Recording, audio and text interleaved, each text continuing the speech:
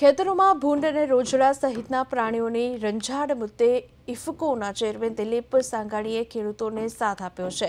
તો લીલિયાના આટડિયા ગામે સહકારી કાર્યક્રમમાં દિલીપ સાંગાણીએ કહ્યું કે જ્યારે તેઓ કૃષિ મંત્રી હતા ત્યારે સરકારે રોજડાને મારવાની ગામના સરપંચને સત્તા આપવાનો પરિપત્ર બહાર પાડ્યો હતો, જે હજુ પણ અમલમાં હશે. તેમણે કહ્યું કે ભૂંડ અને રોજડા સહિતના વન્ય પ્રાણીઓ ખેડૂતોને ભારે નુકસાન પહોંચાડે છે, જેને લઈને આ પરિપત્ર બહાર પાડ્યો હતો. આ ઉપરાંત દિલીપ સાંગાણીએ સિંહ અને દીપડાના હુમલાના મુદ્દે પણ ઉઠાવ્યો હતો સવાલ. તો તેમણે કહ્યું કે ગામડાઓમાં સિંહ કે દીપડા ગામના કોઈ માણસને મારીને ઉઠાવી જાય તો કોઈ ભાન નથી પૂછતું.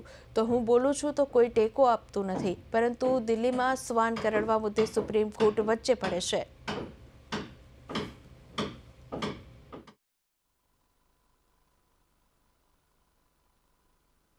સરકારે કાયદેસર પરિપત્ર કરી અને મારવાની સત્તા સરપંચ છે. કદાચ આજે એ સત્તા હશે. એ અરજી ફોર્મ મારી મીટિંગમાં રાખવી દીધું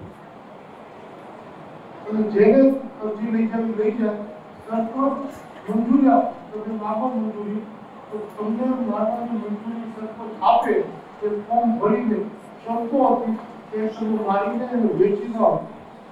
અમુક પીઠ અમુક ફૂટ બાય ફૂટ ખાડો ખોદીને એટલે નાખી દેવું તો તમે મારવાની છૂટ.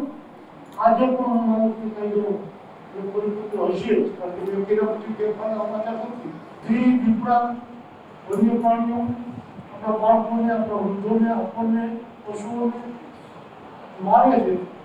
હજી સુધી જેના ઘરમાંથી, જેના કામમાંથી જેને કોઈ મારી જાય, વાત સિવાય કોઈ બોલતું નથી, કોઈ ટેકામાં આવતા નથી. આવું આવે ત્યારે આવે અને આમે વાત થવું જોઈએ. દિલ્હીમાં કૂતરા મળી ગયા તોડવા મળે તો સુપ્રીમ કોર્ટે મુજબ પડે કૂતરામાં.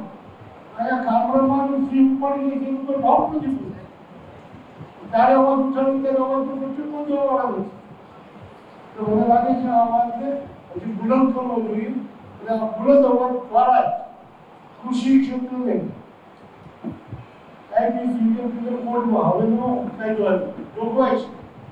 માણસનું જીવ જોખમ હોય અને જેના દ્વારા જોખમ હોય માણસને મારી નાખે તો પણ એનો અધિકાર